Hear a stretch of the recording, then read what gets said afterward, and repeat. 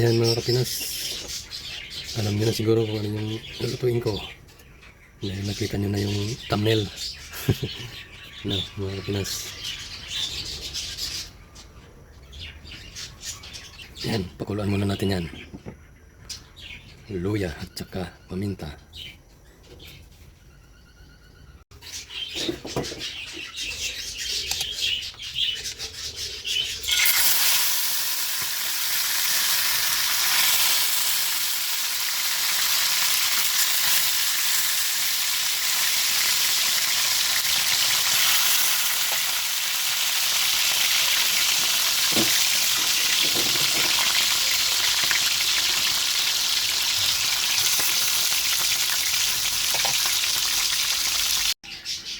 Dahon at bulaklak ng kalabasa, saluyot, alugbati at saka talbos kamuti.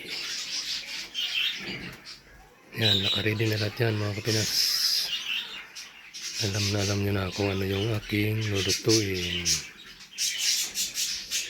dahil nakita nyo na sa thumbnail yung aking pamagat. So tara, luto tayo mga kapinas.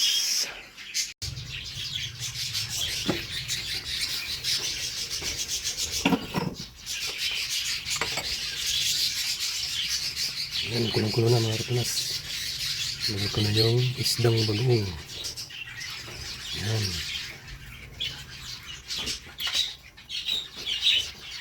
Tapos ilagay ko muna yung tangkay ng kalabasa dahil ito yung medyo matigas konti.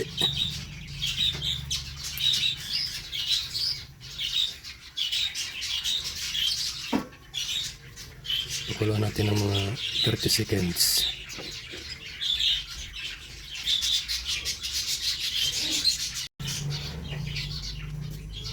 Oops, yan, after 30 seconds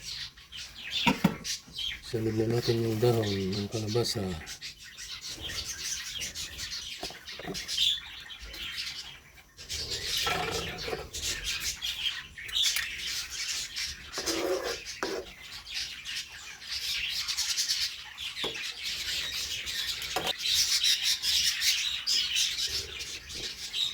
Alugbati.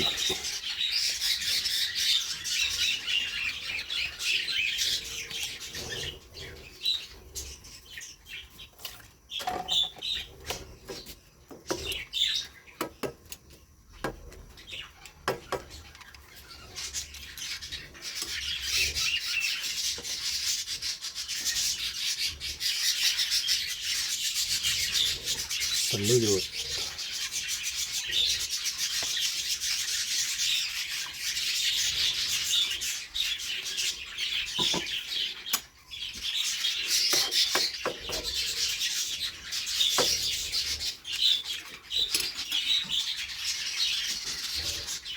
Yan, pakulan ulit natin ng mga 20 seconds.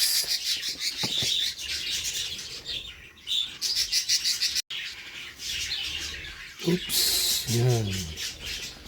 Pagkatapos ng 20 seconds,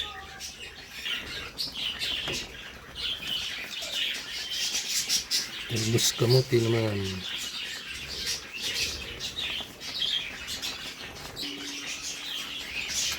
At para lalong healthy, yan, maglagay tayo ng konting malunggay.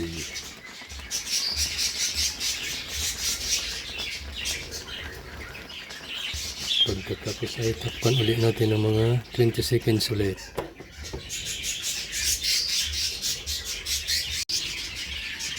Ayan na.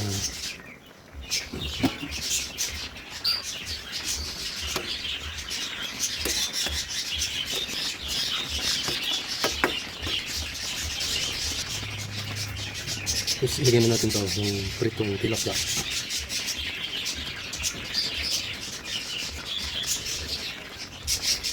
Tapos ito na yung bulaklak ng kalabasa.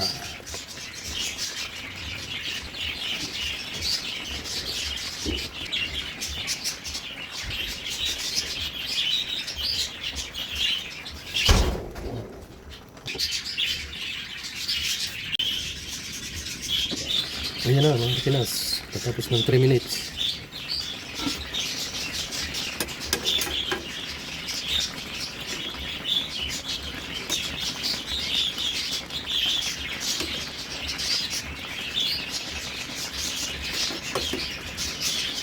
Tikman natin yan.